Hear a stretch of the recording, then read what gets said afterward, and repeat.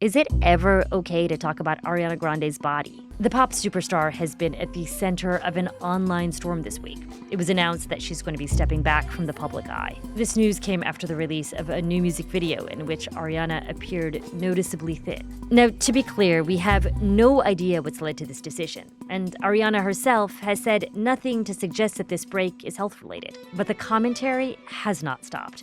Some fans are expressing concern that she looked unhealthy in the video. Others are arguing that her body should not be the subject of our conversations or critique. Now, Ariana Grande is not the first woman in the public eye to come under scrutiny over how she looks. But it's got some folks asking, where's the line between criticism and concern? From the BBC, I'm Asma Khalid in Washington, D.C. And welcome to The Global Story on YouTube.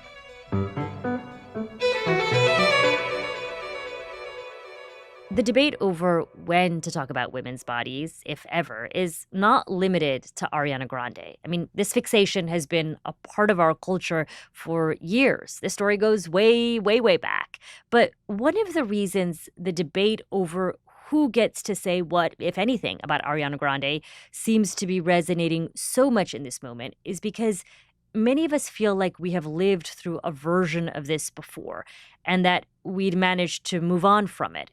So to explore this all, we turned to the writer and journalist Sarah Ditum.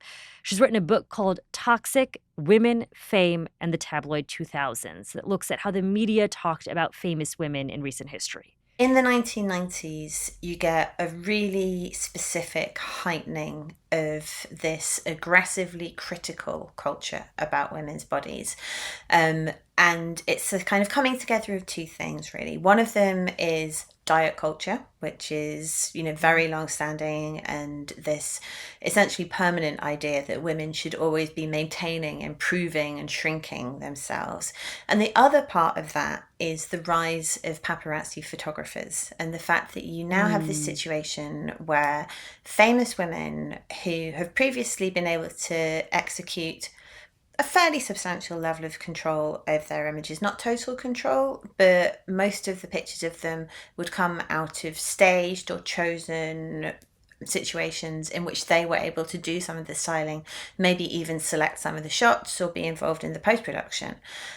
With paparazzi photography, that is incredibly different because these are shots that are taken on the fly while you're moving, while you're going, from place to place, trying to live your everyday life. And the point... Or sometimes even when you're intending to be private, right? I mean, these are not always moments that you even want the public to see. An intrusive by design form of photography. And it's also one that really prizes invasion. So the more unflattering a paparazzi shot could be, the more valuable it might be to the photographer, because there was this appetite to sort of catch women out, essentially, as if some kind of massive con had been perpetrated on the public by pretending that these women were beautiful all the time and they should be brought down a peg or two or several more pegs in many cases. So when you say catch them out, what do you mean visually? So the sort of in the UK, the kind of canon example of this would be a magazine called Heat, and Heat's USP was this thing called the Circle of Shame or the Hoop of Horror, which was a red ring that would be printed around quote unquote flaws that women had in their bodies. And it's kind of from this era is where I learned all sorts of fundamentally terrible language to talk about my own body. So, I'd never heard of a muffin top before I read Heat magazine. I'd never heard of a cankle. I'd never heard of a bingo wing.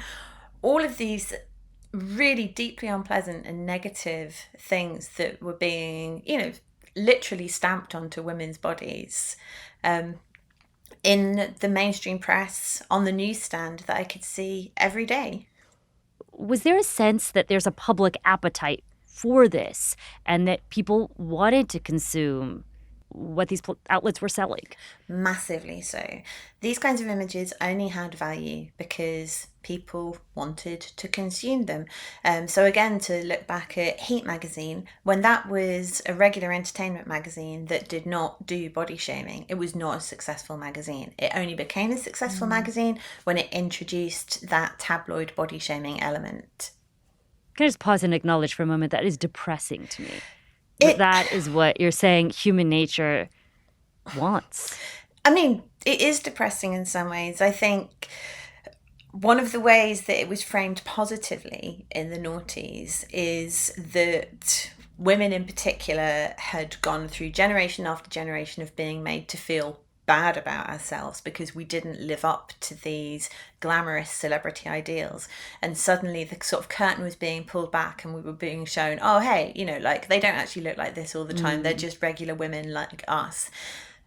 That's not the whole truth. There is obviously a pretty deep sadism to a lot of this culture, but there was also that, you know, you can call it a fig leaf, or you can say that there was a genuine psychological need, maybe, not to see the truth behind some of these images to a certain extent. And during this time period in the 90s, I recall there was quite a focus on being what I would describe as being just ultra thin. I mean, those were the images we saw of models during that time period. That was the idealized standard of beauty that was issued out to the public. Was it your sense that during this time period in the 90s that thin, super, super skinny women were sort of exempt from that public criticism in some of these media outlets, or were they still equal fodder?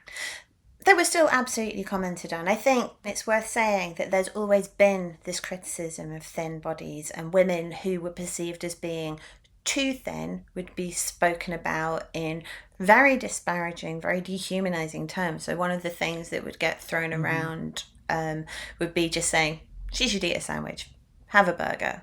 There were, on the gossip blogger Paris Hilton's site, he was a very influential, very prolific gossip blogger of the noughties.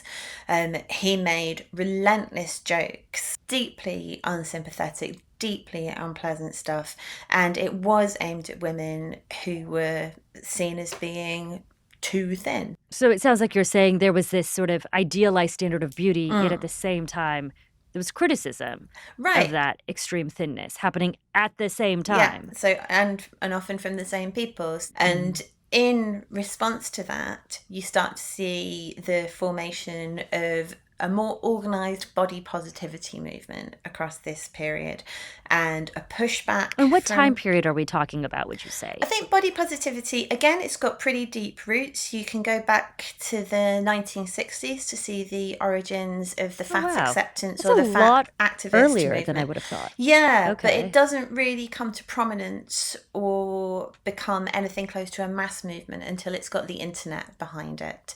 So it's in the 90s and the noughties, really, that you start to see this formation of really resistance to diet culture, this argument that it is shaming to talk about women's bodies, it's illegitimate to express these opinions about women's bodies in this way. And at the same time, and this is kind of complicated, but this desire to valorize different body shapes and to celebrate women who are seen as departing from the sort of enforced skinniness norm. I remember that time when we first heard about the first plus-size model that Victoria's Secret was having. I mean, I felt like that would have been really unthinkable for a Victoria's Secret, let's say, in the 90s. Alongside that, you get this commentary about health and this idea that it's wrong to link obesity with ill health, and that it is harmful to talk about obesity as a health issue. And it becomes quite complicated because you sort of almost silently transition from this conversation where you're saying we shouldn't shame women's bodies, we shouldn't treat people as bad and disgusting and ugly because they are fat, to this conversation where people are really at the extremes, really pushing very hard this idea that there is no association between body size and health outcomes, and it's completely illegitimate to link those two. And I think that ultimately makes the body positivity movement unsustainable in the end, because it falls apart under the fact that several major figures in body positivity do end up taking steps to reduce their body size because they would like to be healthier and thinner. And so the politics of it prove to be kind of unsustainable in real life, even if the basic sort of imperative to treat people with respect, kindness, and not shaming remains true and should be unaffected by the health conversation. I would say that we've seen a number of women who have been getting noticeably thinner in the public eye, and that has fueled speculation over whether they're taking GLP-1s to lose weight. And so we see celebrities' bodies changing in the public eye. And do you think that the prevalence of these weight loss medications has fueled additional debates around women's bodies, and how so?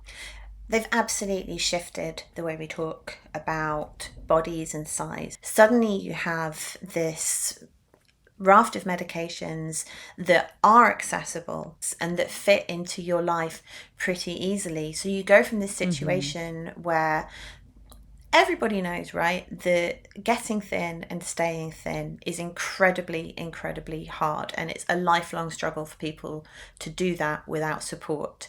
And suddenly it isn't. Suddenly that's taken away. And it removes a lot of the impetus for some of the body positivity conversation as well. Because suddenly, it's all very well to say there's no association between obesity and health if you can see no prospect of no longer being obese. But suddenly, if you can cease to be obese, you can embrace the fact that there are health benefits that come with it, and there doesn't have to be this taboo around talking about health anymore. So that changes, but it also means that we start to see people who don't have clinical need for GLP-1s for weight loss, probably using weight loss drugs, getting substantially thinner in the public eye, and this resurgence of the very, very skinny figure as the ideal. Do you think that the reason we are all so intrigued by sudden body changes, sudden body weight loss in a celebrity is because we sort of have these parasocial relationships nowadays with celebrities given social media? And so we feel like we're entitled to pry into celebrities' private lives in maybe a way that you couldn't have before. And this feeling of authenticity that, you want to know, just be real with me. Like, it's the idea that you're not straight up with all of us about it. Right. And I think you're also pointing at something really important about the way that we use celebrities to relate to ourselves. So celebrities, they are the people we look to as the image of how we ought to be. They are the ideal, and whatever we see in celebrity bodies, we do take on board and we understand to be the ideal of how we ought to look as well. Even if you're trying really hard not to, even if you would consciously like to push that out of your head. At the same time, it does seem to me that people are more cognizant about the dangers of body shaming. I mean, it feels like there's even been this shift in tone of, to me, why the conversation around Ariana Grande is making many of us so uncomfortable even to have in public. Well, yes, it is very complicated. I think there is a lot more knowledge and understanding about how body shaming affects people. I think there is also a lot more awareness that this isn't a conversation that we can just put back in the bottle. I think during the noughties, the traditional mainstream media was still strong enough that there was a perception that if we could just control values there, that we could change things for everyone. But now, really, when you see an image of a famous woman, it's most likely to be on Instagram or on TikTok. It's going to have commentary from goodness knows who, like in the post or in the comments, not all of them kindly or generously expressed. But also, it's harder to get away from these images as well. So, I didn't go looking for images from the Petal video. I saw them because they appeared in my feed. And it's no longer possible to say that we should be, protected from seeing such pictures. We have to have the conversation, even if it's an uncomfortable conversation. We have to be able to talk critically about what the culture is about bodies, what it's doing to us as consumers, and what it's doing to the women whose bodies are being consumed in this way. Well, Sarah, thank you for joining us and providing your analysis and your insights. I really appreciate it. Thank you. And that's it for The Global Story on YouTube. Thanks for spending some time with us. And if you appreciated our show today, then I should mention that The Global Story is also available as an audio podcast. So you can find us every weekday on bbc.com or wherever you listen to your favorite shows.